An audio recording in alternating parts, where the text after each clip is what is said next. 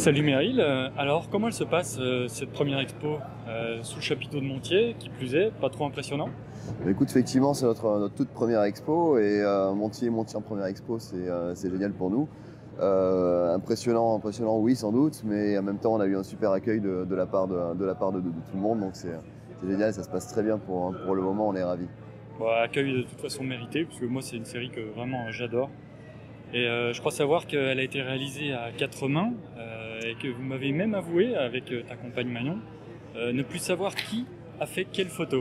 Euh, Comment vous vous organisez sur le terrain? Voilà, effectivement, donc ma compagne et moi, on est sur la plupart des voyages, nous sommes ensemble. Sur le terrain, physiquement, généralement, j'utilise des focales un petit peu plus longues, donc en général de 600 mm.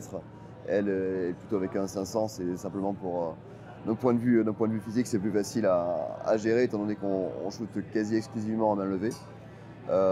Et après, pour décharger les cartes et tout sauvegarder, on met tout en commun et on fait un tri en commun tous les deux aussi. Donc, une fois que les photos sont sauvegardées, tout est nos photos à nous et pas les photos de Manon et les photos de Meryl. D'accord.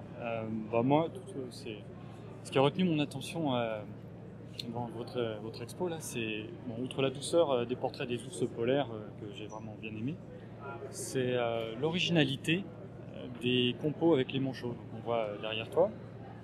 Qu'est-ce qui vous motive à réaliser ce genre de choses qu'on peut considérer comme étant un peu, on va dire, hors norme?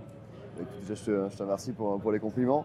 Euh, sur la douceur des ours par rapport ici à la géométrie et la composition des manchots, ça vient aussi dans le thème de l'exposition qui s'appelle donc Pôle Opposition.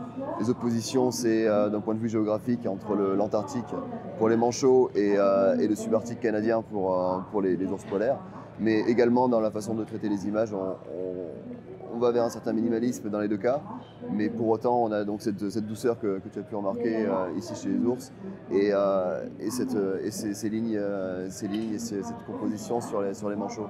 Au niveau de la composition, nos inspirations sont plus dans la peinture, à chercher dans la peinture que dans la photographie. On est l'avant-garde russe, type Malevich, des peintres comme Malevich ou le néoplasticisme comme Mondrian, c'est vraiment des sources d'inspiration inépuisables et c'est dans lesquelles on puise sans hésiter. C'est vraiment des peintres qu'on adore. D'accord, d'accord. Là, tu l'évoquais, donc cette expo a été réalisée autour des pôles, qui semble être un lieu de prédilection pour vous. Quel est l'attrait qu'exercent ces zones polaires?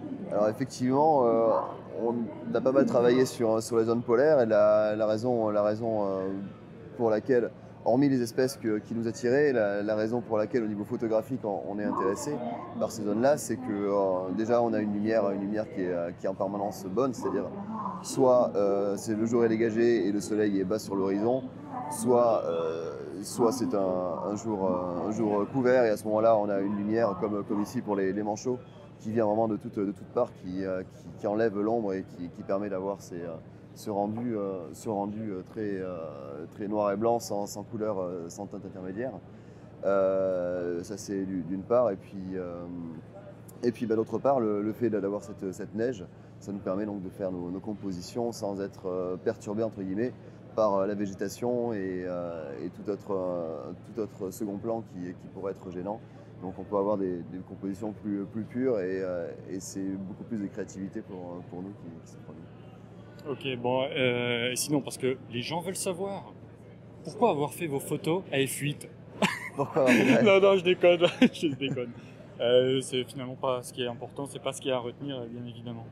Merci pour cette interview, Meryl. Je vous souhaite une bonne continuation, donc à Manon et à toi. Ouais. Et un petit mot pour la fin? Ben, merci à toi pour l'interview et merci également à Tirage Pro pour ces super tirages. On les a vus juste la veille de l'expo, donc c'est sûr on se demandait un petit peu comment ça allait se passer, comment est-ce que ça allait ressortir.